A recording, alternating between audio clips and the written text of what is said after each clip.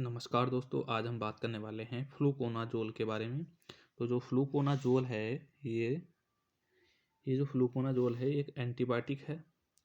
तो ये जो एंटीबायोटिक है इसका सबसे पहले ये देखते हैं कि इसका केमिकल फार्मूला क्या है। इसका केमिकल फार्मूला है C13H12F2N6O। तो ये हो गया आपका केमिकल फार्मूला, जो कि फार्मेसी स्टूडेंट्स के लिए बहुत ही महत्वपूर्ण है। और इसका जो मॉलिक्यूलर वेट हो गया वो है 306, यानी कि 306.271। ये हो गया इसका मॉलिक्यूलर वेट, ये ग्राम पर मोल होता है। इसकी जो ड्रग कैटेगरी है यानी कि ड्रग क्लासेस है वो है ट्रायाजोल, यानी ये जो ट्रायाजोल में आता है, एंटीबायोटिक की जो कैटेगरी ट्रायाजोल है उसमें आता है। और इसका जो मेटाबॉलिज्म है वो कहाँ पे, मतलब ये टूटता है कहाँ पे, तो वो होता है लिवर में, और वो भी होता है 11%, सिर्फ और सिर्फ 11% इसका मेटाबॉलिज्म लिवर में होता है।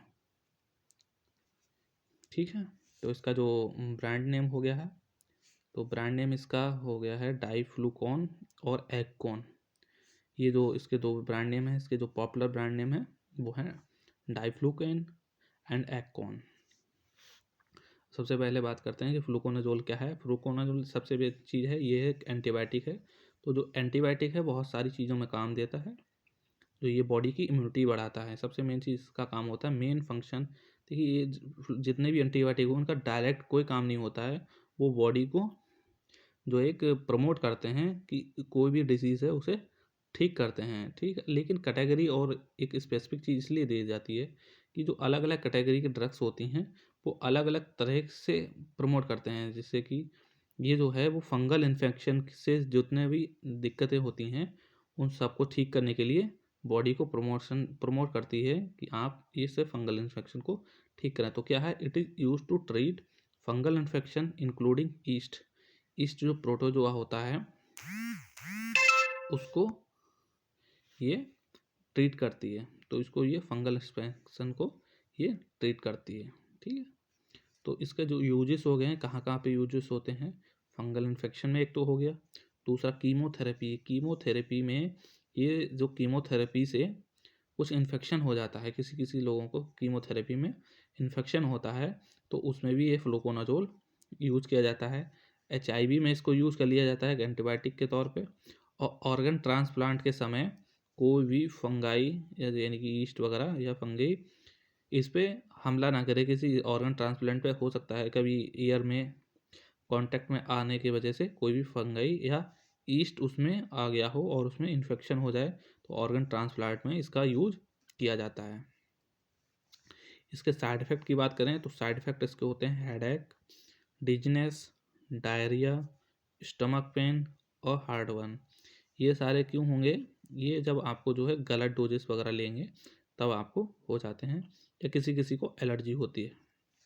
ठीक है, तो इसकी जो वार्निंग है क्या है, क्या नहीं करना चाहिए। वार्निंग में ये दिया होता है कि क्या नहीं करना चाहिए। डोंट टेक ओवरडोज, यानी कि ओवरडोज नहीं लेनी है। ये नहीं कि आपको एक टेबलेट खाइए उससे कुछ आराम नहीं मिल रहा है और आप तुरंत दूसरी टेबलेट खा लें कि ताकि जल्दी आराम हो जाए, एक के बजाय 2 टेबलेट।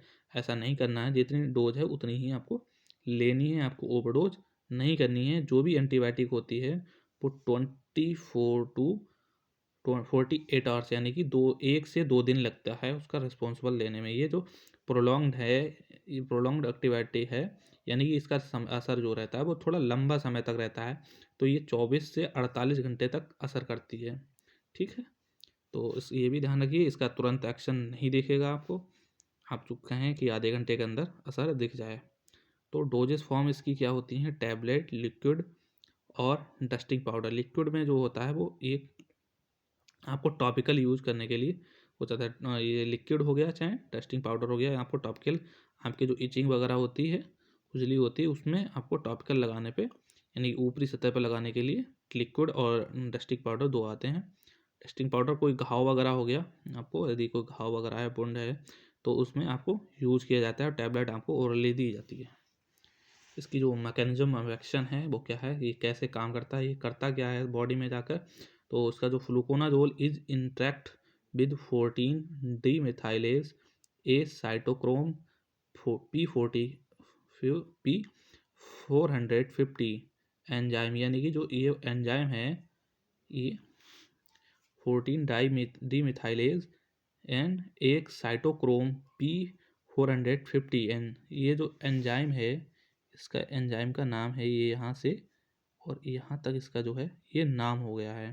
तो ये जो एंजाइम है उसको रिस्पॉन्सिबल होता है, उसको क्या करता है, उसको इनहिबिट करता है, कैटालाइज करता है, रिस्पॉन्सिबल फॉर कैटालाइज, यानी उसको कैटालाइज करता है।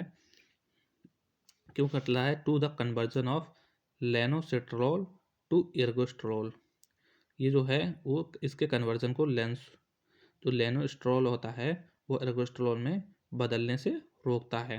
अब जो एर्गोस्ट्रोल होता है ये इसका काम क्या होता है, इसको क्यों रोकता है इसको बदलने में?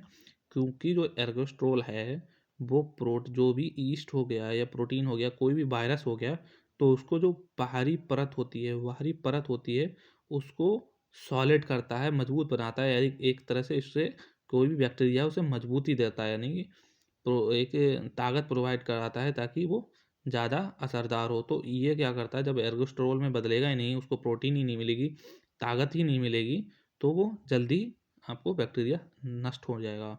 तो वही काम है इसका।